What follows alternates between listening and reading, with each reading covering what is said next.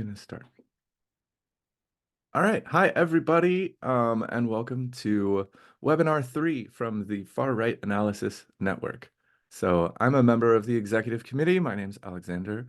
Right now, we are proud to present 3 authors with books coming out about their respective areas of expertise. So in case you were wondering, FRAN is just a group of scholars researching and writing about the far right all over the world, covering a wide range of fields and areas of study. And so today we're very interested to hear from all 3 authors who have really profoundly interesting insight about their fields of study. So Gionathan Mascolo is a political scientist and author whose work currently focuses on the intersection of religion and far-right politics, as well as the democratic erosion in Europe. As a consultant, he serves as a political advisor and program and advocacy manager for international and intergovernmental institutions, European political parties, and nonprofit organizations. He'll be speaking about his new anthology, The Christian Right in Europe. Balša Lubardo is head of research at Damar Research Institute in Montenegro. He holds a PhD in environmental policy from the Central European University and is author of Far-Right Ecologism, Environmental Politics and the Far Right. Eviane Leidig is the Marie Curie postdoctorate fellow at Tilburg University. She's a former executive committee member of FRAN, and her latest book is The Women of the Far Right, Social Media Influencers and Online Radicalization. Our moderator today is not me.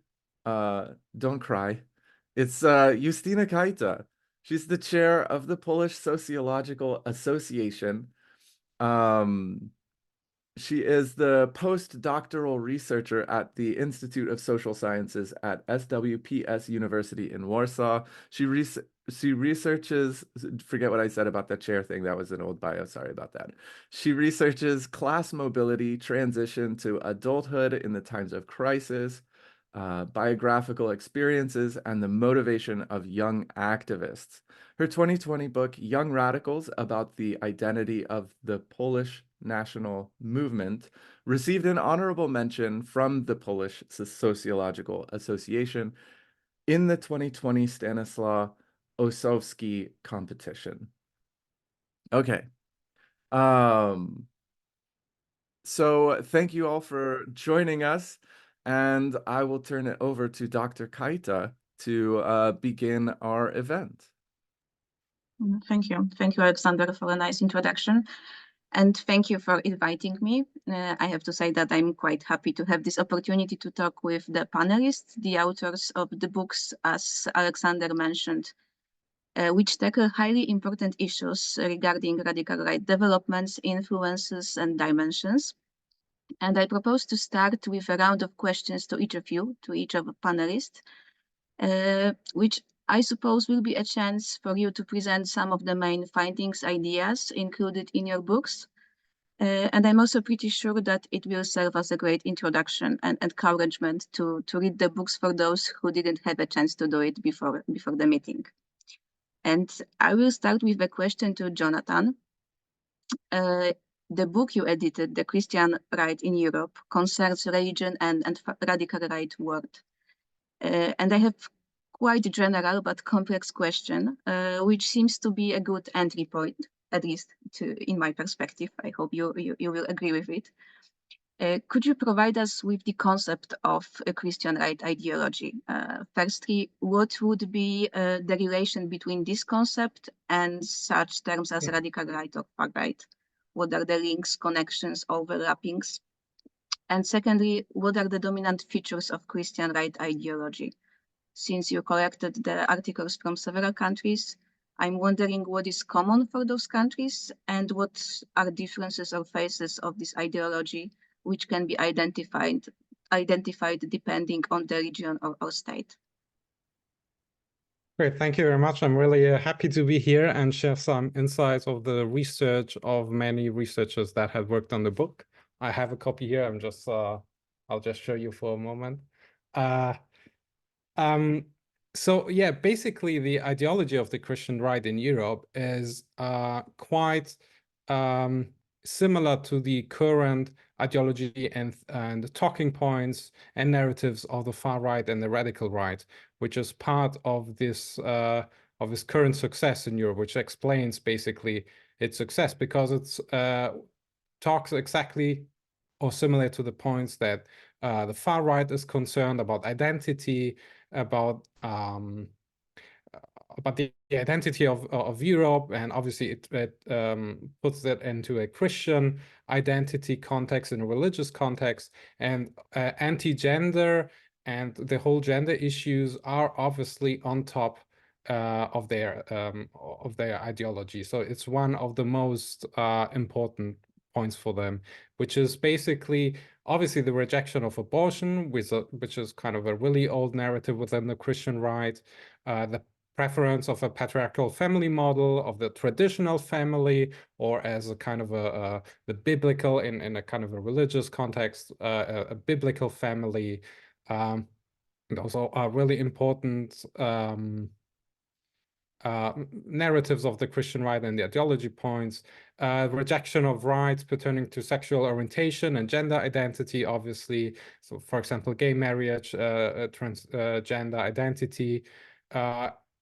And that's basically one important pillar of Christian right ideology, which is quite finds some open, obviously finds an interest in far right politics and radical right politics currently. On the other side, one other important pillar of Christian right ideology is the Christian nationalism, which in Europe is similar to the Christian nationalism in the US, but there are a few really important differences that we talk about in the book.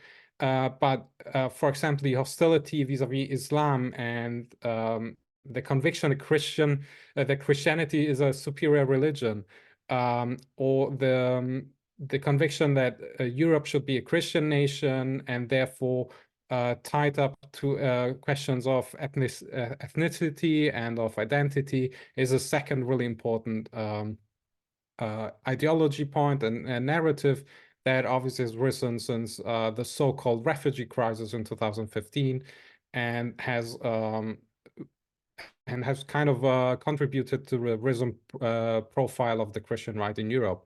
So that's basically, those are really important points. These 2 points, anti-gender ideology and Christian nationalism, identity politics, in both kind of contexts are kind of the basics of Christian right ideology.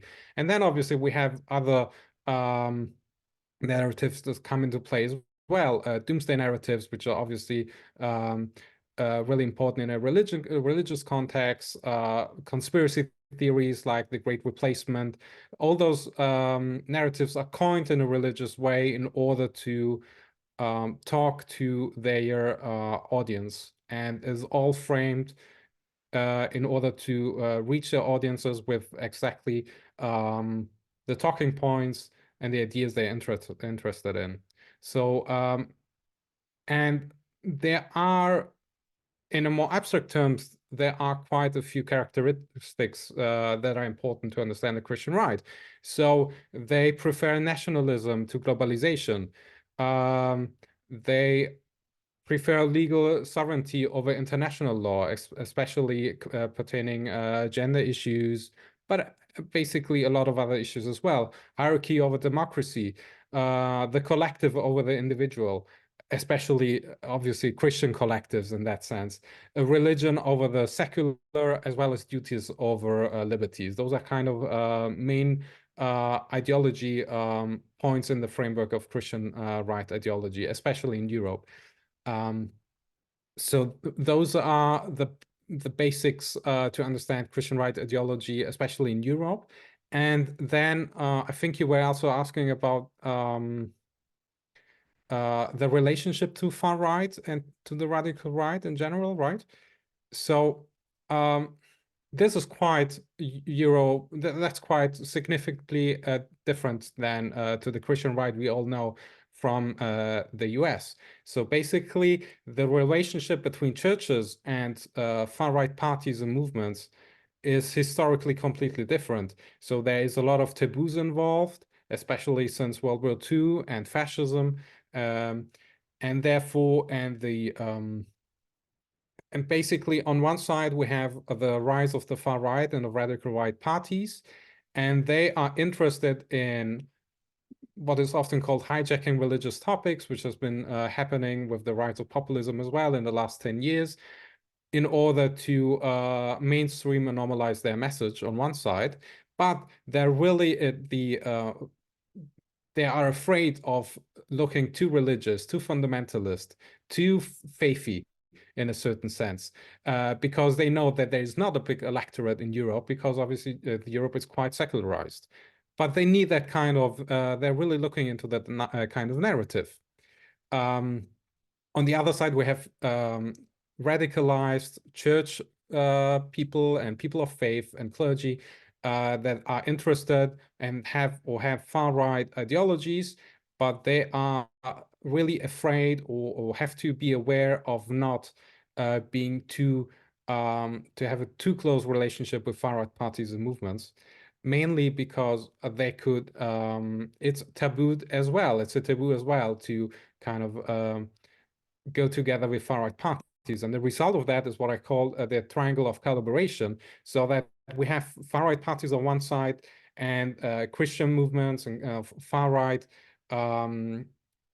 people of faith. And the way they figure out how to collaborate is NGOs, for example, anti-gender NGOs. And that way, that's the forum they find in order to collaborate without kind of breaking the taboo that is quite traditional in Europe.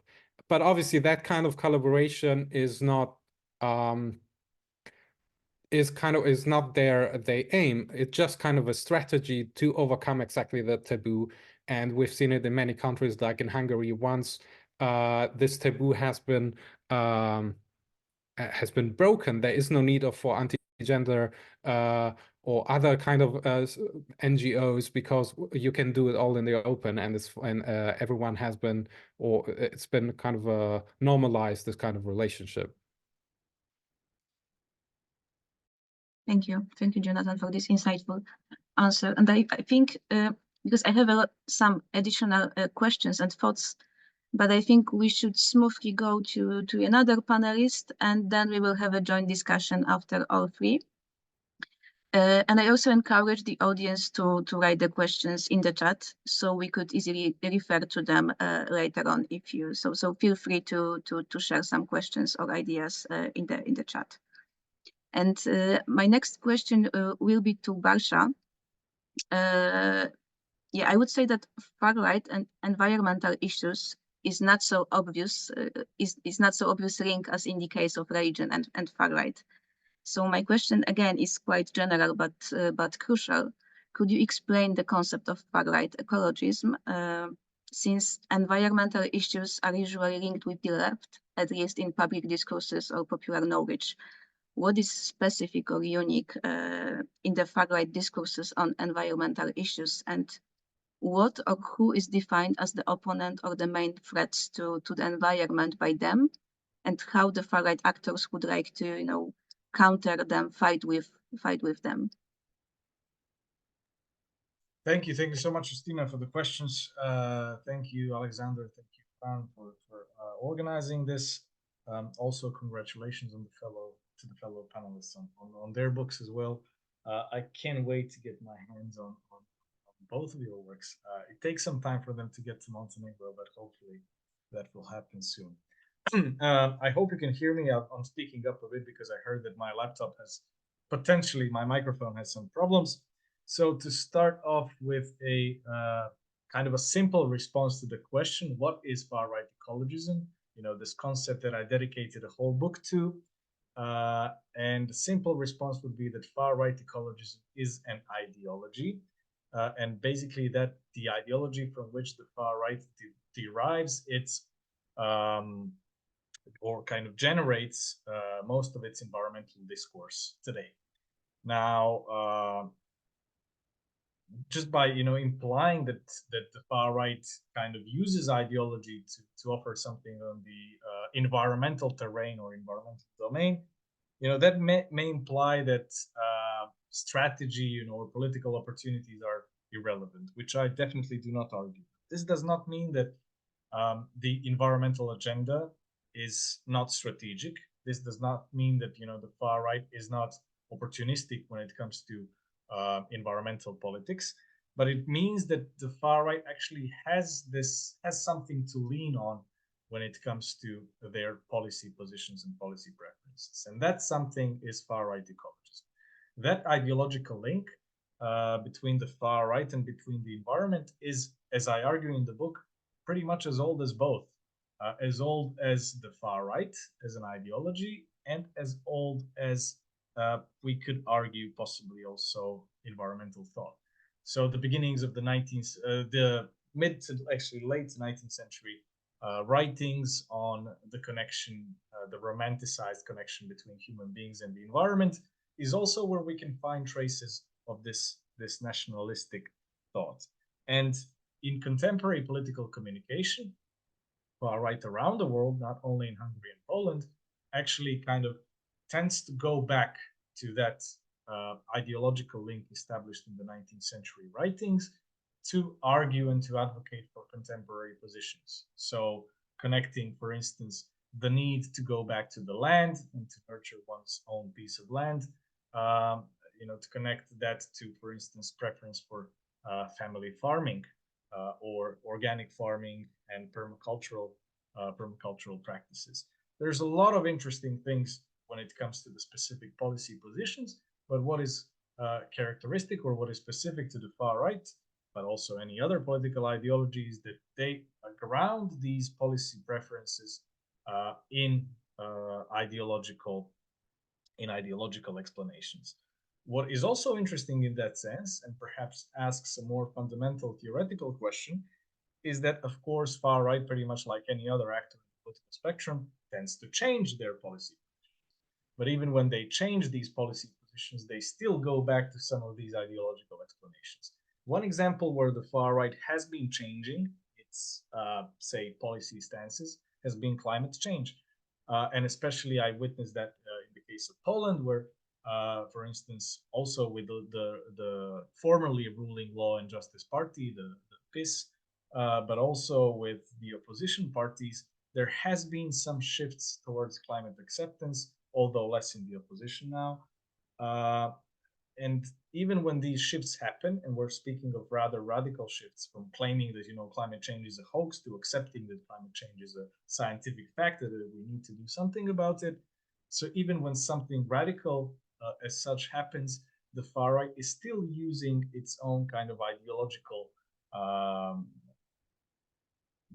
discursive array of explanations, for instance, claiming that, yes, we thought that climate change was a hoax, but now we see that the people, the Polish people or the Hungarian people, are in danger, and then we have to do something about it. We are kind of a responsible political actor, and we are well aware that something is changing. So, of course, we had to moderate or change our policy positions. With that in mind, one of the core arguments of this book is that even when we speak of very strategic, very context-specific policies with respect to the environment, we have to keep in mind these ideological justifications and explanations, because they will help us also develop counter strategies, as I hope and assume that everyone in this call is pretty much against or hoping to have less of the far right in the world. As we can all see, we are very unsuccessful in hoping for something like that, but that's a different question. What is specific, what is unique in this far right ecologism? Let's compare this far right ecologism to other ecologisms out there, and there are plenty of, right? As many ideologies probably there are. And I basically argue that what kind of distinguishes far right ecologism from other forms of environmental thought, from other ideological varieties of environmental thought, is the so-called conceptual decontestation. It's a very theoretically heavy term, but let me bring it to more simple words. Basically, the far right is interpreting some of the well-known kind of values in a slightly and perhaps even radically different way. And I argue and I kind of show that in the book, these building blocks, these conceptual building blocks of far-right ecologism, sound pretty much mundane or sound pretty much like any other form of environmental care. For instance, nostalgia. We should rethink our societies by learning from the past. We should be more autarkic, more self-dependent. We should be more kind of focused on a symbiosis with the natural world. These are all arguments that could be found across the political spectrum. However, the far right always kind of provides this dint of clarity, dint of further decontestation or interpretation of these concepts, which is essentially nativist and fundamentally exclusionary. So, for instance, the nostalgia in far-right ecologism is nostalgia for, of course, unspoiled nature, for the nature that hasn't been, impacted by the human hand, but also the smell of the home-cooked food that our grandmothers used to, make. A very gendered idea, a very gendered, interpretation of the past as something that was good, the good old days, and nowadays, the contemporary, in contemporary times, the women do not want to cook or to be housewives or whatnot. Eviane will have a much more fine-grained elaboration of some of these interpretations. But this was just an example of how this decontestation actually works. In terms of the friends and the enemies, I dedicate the whole chapter to the friends, actually part of the chapter to the friends and the foes. The list of foes, the list of enemies is much longer than the list of friends, as a disclaimer. So the enemies are relatively broad. In the conceptual sense, there is this kind of a triad: liberalism, modernity, consumerism. And we could even argue that capitalism is the binding factor of this triad, but these are the three conceptual enemies from which more specific enemies can be identified. For instance, international organizations, including environmental international organizations. What does someone from Greenpeace know how to protect żubry in Polska, in Poland? Or, how can an expert from, I don't know where, who is working for the WWF know something about protecting bears in Montenegro, Slovakia, or elsewhere? Then we, of course, have liberals, leftists, the so-called watermelon metaphor. Greens are red on the inside but green on the outside, and these very common kind of tropes that you come across in political communication. And also, of course, politicians, the elites, the environmental elites, and finally the outsiders, the polluting outsiders, the immigrants, the nomads, those who are not rooted in the land, do not fundamentally care about the land. The list of friends, as I said, is much shorter. It's usually the good nationalists who bear this responsibility, intergenerational responsibility, but also, we could say, at times, the international organizations such as the UN, not the EU, of course, but perhaps also the working kind of people, the good people, the diligent people, which kind of binds or can overlaps greatly with the nationalists. I think that's more than enough for this 10-minute address. I hope that at least a part of it was interesting, and happy to unpack more in the Q&A. Yeah, thank you. Thank you very much for your answer. And I think we will have a chance to go back to some of those arguments in the discussion. I hope so. But firstly, I would like to also ask the question to Eviane, the author of the book on the female far-right social media influencers. Eviane, you conducted years of digital ethnographic research, and I have to say that I find your research topic and methods and approach very inspirational. And when I think of a broader historical perspective, women have consistently been engaged in far-right politics, although they were less represented, less visible, less recognized. And hence, I'm wondering what new dynamics emerge from the presence of far-right female influencers in social media? And also as regards their discourses and strategies, what would be common for them? And what are potential clashes among them, if there are any? I mean, for example, do you observe any contradictory images of gender roles in the society, or they share rather, homogeneous shared vision of it? Well, thanks very much for your questions and for your interest. And also thank you to FRAN for organizing and hosting this webinar series. It's so great to be here with my co-panelists today. So indeed, you're quite right, Justina. Women have historically played a significant role in the far right, although arguably in more invisible positions. I think what has changed today is very much the increasing prominence and visibility of women in the far right.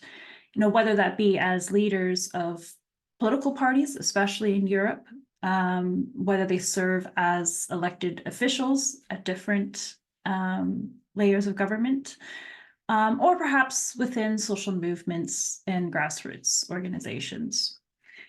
But I think despite this, it is still a male-dominated scene within the far right. And most media and public representations of the far right are stereotypically that of angry men. That's not to say that they're not there, but that is the stereotype. So I started writing my book in 2019 as the so-called alt-right in North America was beginning to decline and fragment. And I had noticed then that over the last few years, in terms of coverage of the alt-right, depictions were almost always focused on men within this movement, even though I knew that women in the alt-right were very important to further the aims of the cause. So in my book, I focus on far-right women who are social media influencers. And for those of you who might be wondering what I mean by influencers, it's those that serve as leading online personalities that are helping to shape and popularize ideas within the far right. So these women began their careers within the alt-right as political commentators, or they were offering hot takes on current events, particularly on YouTube. And some did participate in offline activities like protests and demonstrations. Some made documentaries, and then others gave speeches at different political events. But while their political activism was similar to their male counterparts in many ways, with perhaps a bit more focus on issues related to gender, so kind of answering your question about common themes that emerge, themes such as anti-feminism, motherhood, traditional family structures. I was very interested in how these same women were also posting about their daily lives on Instagram. So, for instance, they were sharing posts about cooking dinner for their families, or posting skincare product recommendations to their followers. And this type of banal showcasing of their daily lives was very different from what I was seeing amongst men within the far right, at least in terms of their social media presence. And so I wanted to understand why these far-right women were choosing to present a much more holistic image of themselves, online at least. So my core argument in the book draws upon literature on influencer culture and media studies, in which I argue that far-right women are strategically engaging in practices of being relatable, accessible, authentic, and responsive to their audiences. Now, of course, this is a perception. We don't really know what the day-to-day reality is for many of these women, but it is a deliberate cultivation of authenticity that they're trying to make for their followers. And so I argue that adopting these types of qualities, these influencer practices, allows far-right women to deliver propaganda on social media for a legitimizing effect of their ideology, because it is so subtle and so coded. And my ultimate argument in the book is that women play a key function within the far right by normalizing and legitimizing far right ideology for mainstream appeal on social media platforms. Something that Gionathan had mentioned in terms of the mainstreaming and normalization practices of far right actors, I think overlaps here. And briefly, with regards to your question about the discourses and strategies of these women, there are definitely shared categories of topics. The primary ones would be anti-feminism, focus on motherhood and maternalism, and advocacy for quote, traditional heteronormative gender roles. But these discourses are not necessarily new. I think all of us here who study the far right recognize this again and again, it echoes. But I would say that the communicative strategy to deliver this messaging is new and unique. So what I illustrate in the book is how these influencers would adopt certain genres, norms, practices of pre-existing online communities to deliver their messaging. So, for example, they might frame their radicalization journey through narratives of self-help and self-improvement. So they'll say things like, I was trying to find my most authentic self, my most confident self. So they will then use those narratives of finding their genuine selves to mask then their radicalization into a hateful ideology. Or sometimes women would sort of build on vaccine skepticism during the pandemic by spreading disinformation about the vaccine's harmful effects on fertility and virility, and sort of in combination with conspiratorial claims about orchestrated population replacement by the globalists, say. But this tapped into a lot of women's vulnerabilities in terms of historically having been gaslit by the medical establishments and significant underinvestment in understanding women's health within the medical system. So these far-right women were very attuned to tapping into those pre-existing vulnerabilities of their followers. And because they were influencers, or they are influencers, they will also receive sponsors for their content. So for example, they'll collaborate with health and wellness brands by featuring product recommendations, in which I argue they're both selling an ideology and a lifestyle to their audiences. So to wrap it up, I will say there are some small differences among these women influencers. But to be honest, it's very minor. I think it sort of depends on how ideologically extreme the influencer is, and also how they might identify themselves in terms of labels. So many times they will just say, I'm only conservative, I'm just right-wing. Others will say, yes, I am a trad wife, I'm not a trad wife. So it's sort of, that was a lot of the variation that I saw amongst these women. But if anything, I think some of the biggest differences arise in terms of the aesthetic presentations of these accounts. So some sort of valorize this European paganistic visual representations. I think an interesting overlap with what Balša was talking about. Others will sort of valorize this suburban white picket fence image. And then for others, it's about sort of homesteading, bohemian, living off the grid aesthetic. So those different types of aesthetic representations are perhaps what separates these influencers and perhaps the type of followers that they might be trying to reach out to. Thank you very much. I guess we have time for another round of shorter questions. Alexander, do you think so? Yeah, as long as the responses are Short. yeah. But anybody can leave their questions in the chat while we're going through the second round. Okay. So maybe now we could have a reverse order. So I would start with Eviane and the question about, because I'm wondering about those potential relations or cooperations between those online influencers and the broader far-right political scene. Do you observe any? And if so, yeah, I will try yeah. to keep it short. So there is one of the chapters in my book titled "From Protest to Parliaments." I focus on how the far right is becoming both global and more mainstream. Also kind of echoing what Gionathan was saying earlier. So here I look in particular at the transnational connections that have been forged by these far-right women, especially across North America, Europe, Australia, and South Africa.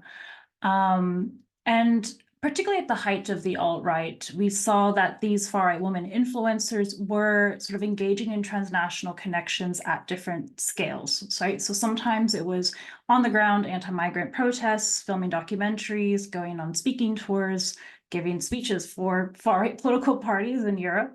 And then during COVID, this offline action was also reinvigorated through anti-mask, anti-lockdown, and anti-vaccination protests. But in terms of their primary function as influencers, we also saw these transnational connections online, sort of both informal interviews with prominent far-right figureheads, people who were mostly male leaders, intellectuals, media commentators, as well as informally through YouTube interviews that were often casual, kind of this more like get to know format.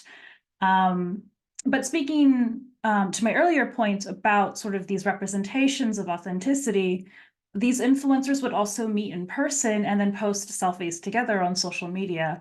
But I argue that's important too, because it showcases the transnational friendship of these activists, and in particular, this transnational sisterhood for these far-right women. And so they're communicating to their audiences, come join us and you'll find a global community of like-minded others. That said, these women don't always, they enjoy a position of prominence, but they're not universally adored, especially by men within the far right. So I've seen these women face misogynistic, sexist, patriarchal reactions from men in the far right, saying things like, just go back to the kitchen. But despite these remarks, far-right women will justify their public positions by saying that if women in the movement don't speak out, who will? So they tend to rationalize their positions as important for the cause, claiming that their presence is necessary for, I think, at least in a strategic way, externally facing for the far right. Thank you. Super interesting. And question to Balša. I'm wondering what is specific about far-right ecologism in post-socialist context, because you focus on Poland and Hungary, and I'm asking about this post-socialist context. Thank you. This is another kind of important moment. The book. Why is it that I'm using Eastern European post-socialist cases or East Central European, depending on which geographical denotion one likes? Why I'm using these cases to generalize about an ideology, and there's a couple of reasons for doing that.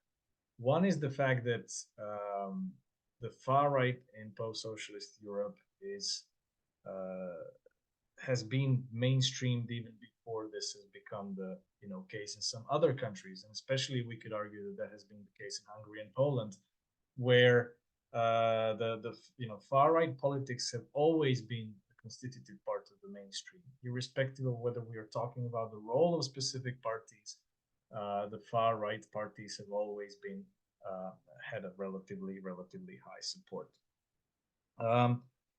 Another more pragmatic reason in the sense of interest is the fact that in these two countries, at least in the time frame in which I was doing the research, and that was between 2017 and 2021, you had the far right in power and the far right in the opposition.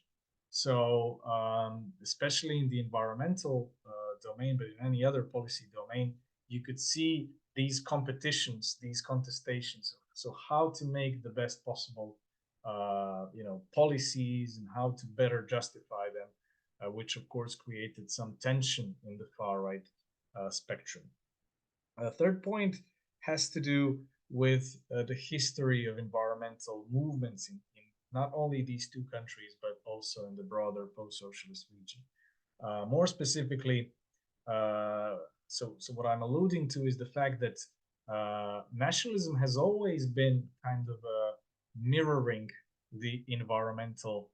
Perhaps this is an overstatement, but nationalism has always been a constitutive part of care for the natural environment in the socialist era as well.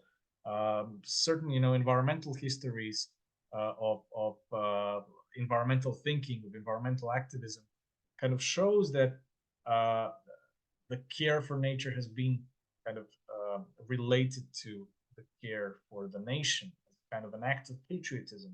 Also, even during the socialist era, where the two were intertwined and kind of related. But more specifically, speaking of the environmental activism, especially since the 1980s, there was a tendency to use environmental issues as a kind of a facade or a curtain behind which the claims for independence from the lager, from the bloc, were concealed. So environment was this benign topic which activists would use to assert claims for national independence. Of course, in the case of Poland and Hungary, these two countries were independent already, but of course, pretty much only on paper, pretty much like any other country of the socialist lager. So I think that these three reasons are kind of the main motivation for focusing on the post-socialist Europe. But I would also add the fourth one, which is trying to address what I think is epistemic semi-periphery, and to kind of correct this form of epistemic injustice. Of course, correct is another overstatement that I'm using here, but in an attempt to learn from also some other less privileged, or at least less regions that have been less in the focus when generalizing or when creating knowledge about certain topics, including far right ecologism. Thank you for your answer. And my last follow-up question to Gionathan, because we talk a lot about what is new, what is historically rooted, and this relation between politics, radical right politics, and religion is also quite well historically rooted. So my question would be about what is new about this relation. Do you observe any recently changing strategies or scope of influences of the Christian right in Europe? Yeah, great question. I mean, to keep it short, I think obviously there has been ultra-conservative Christians in Europe throughout the last century, so that's not something new. On the other side, we also have far-right politics as well. So I'd say what is new in this context is that there has been kind of a big change in the last 20 years on how politics have changed and the communication of politics, and kind of a change towards what has been called life politics, basically, and from economical politics, and that therefore has increased the amount of things that politicians and politics talk about that are also interested to church and to people of faith. So that's been one change. And basically what is new is, first, there are two big aspects that are new. There are more, but I'll just keep it short. One of them is the transnational aspect, as Eviane was saying. That is completely something really new in the Christian right context as well, because if we look at Christian right actors, narratives, and their influence in the countries, they are a minority within a minority, both within political context, because the Christian right is just kind of a really small part of the far right, and on the other side, they're only a small part of religious in their religious context.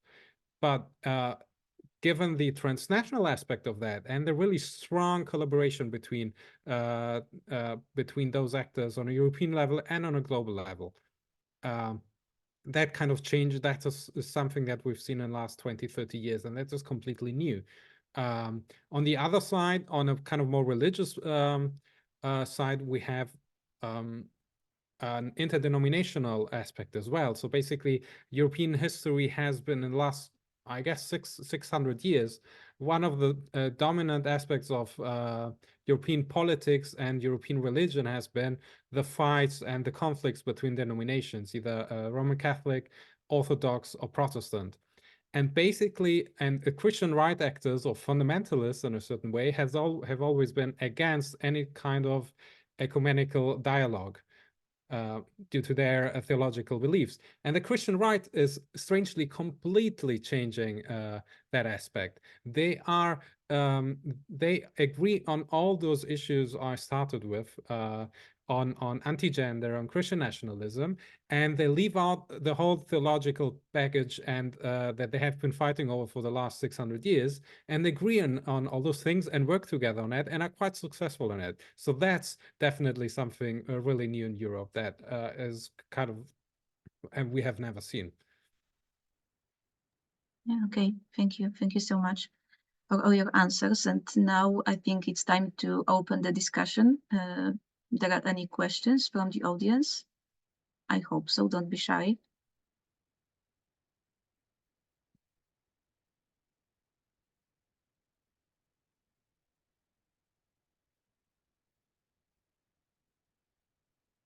Okay, I can't see anyone who would like to ask about something.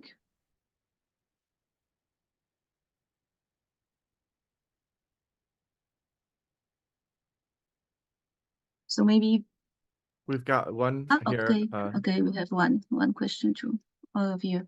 Oh, sorry, for Eviane. I assume you can see it, Eviane, so I don't have to read it loud. Yeah, I can also read it for the sake of the recording for future viewers. Sure. So the question asks, what is it that makes women want to support a movement that advocates for taking their rights away?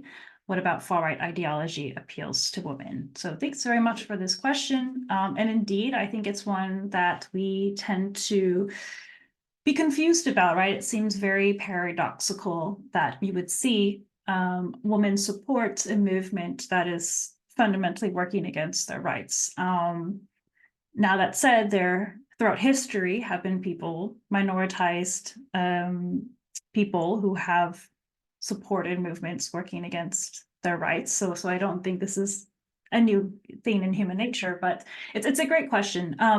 For many of these far-right women, they will discuss how resorting to traditional, quote, traditional values is something that will bring about true happiness for them. So actually, many of these far-right women were identified as so-called recovering feminists. So they were actually raised with more progressive, secular backgrounds, and they feel that feminism has failed them. So they have turned to far-right views saying that traditionalism is the antidote to feminism, that if men and women, and if they only, of course, see the world through these two gender binaries, were to resort back to these heteronormative traditional family structures, with the woman at home being the homemaker and the father and the husband being the primary breadwinner for the family, this will bring about true societal happiness.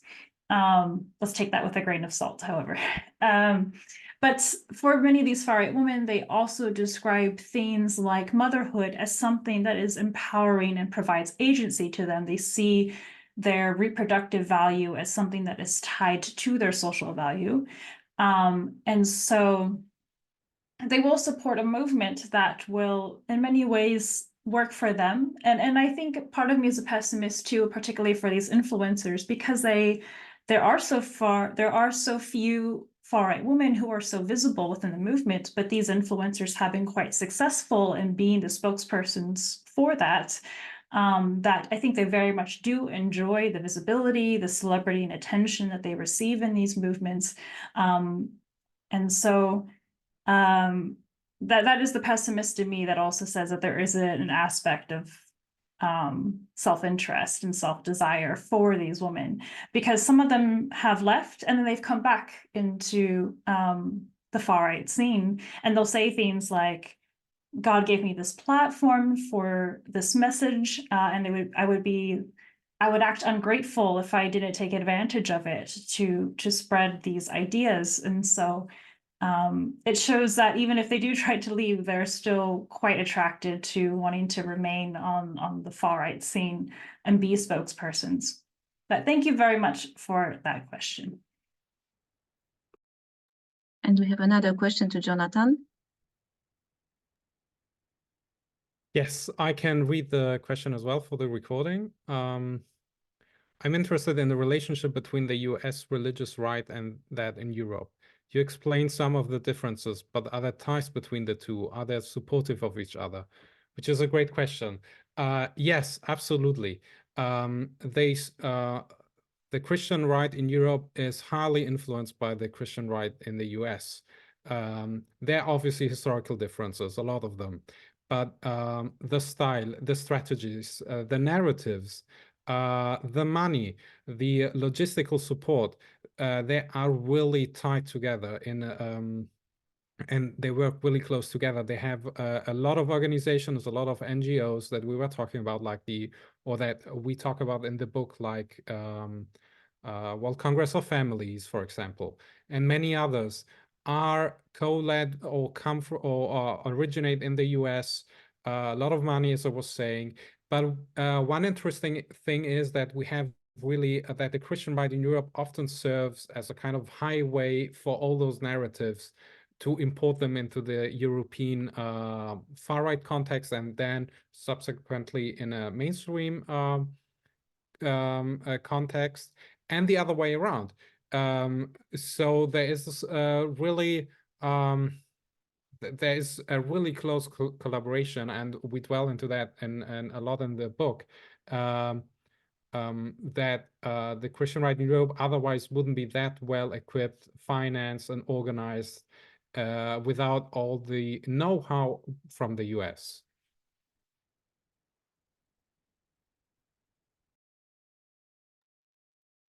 Thank you. I put some links in the chat to the books, so you can jump from here to there if you're interested in please buy these books. They're very excellent. Mine is for free, so just you can sorry, but you can download the digital version for free if you're interested as well. Yeah, thank you. It's very good to know, and I agree with that. Those books are very worth reading. So feel convinced, I would say, and maybe because we are about I think finishing our meeting, so maybe some closing remarks from the authors. Would you like to share some final thoughts, or would you like to refer to each other maybe?